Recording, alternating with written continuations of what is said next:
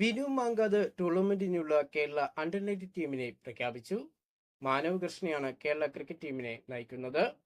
October 9 മുതൽ 19 വരെ പോണ്ടിച്ചേരി നടക്കുന്ന ടൂർണമെന്റിൽ മധ്യപ്രദേശാണ് കേരളത്തിന്റെ ആദ്യത്തെ എതിരാളികൾ. ദേശീയ സീനിയർ വനിതാ 2020 ചാമ്പ്യൻഷിപ്പിലെ ആദ്യ മത്സരത്തിൽ കേരളത്തിന് തോൽവി. 19 റൺസിനാണ് ഉത്തർപ്രദേശിനോട് കേരളം തോറ്റത്. സജന സജീവനാണ് കേരള വനിതാ ടീമിനെ നയിക്കുന്നത്. ആദ്യം ബാറ്റ് ചെയ്ത ഉത്തർപ്രദേശിനെ 107 റൺസിൽ ഒതുക്കാൻ കേരളത്തിന് കഴിഞ്ഞു.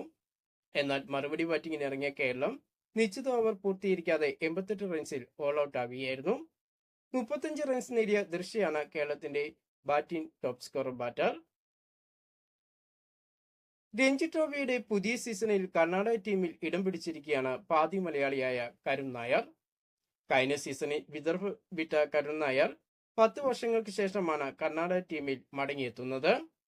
രഞ്ജിയിൽ 15-ാം തീയതി സൗരാഷ്ട്രയ്ക്കെതിരെയാണ് കർണാടകയുടെ ആദ്യ മത്സരം. കൂടുതൽ ക്രിക്കറ്റ് വാർത്തകളും വിശേഷങ്ങളുമായിട്ട് നമുക്കിനി അടുത്ത വീഡിയോയിൽ കാണാം.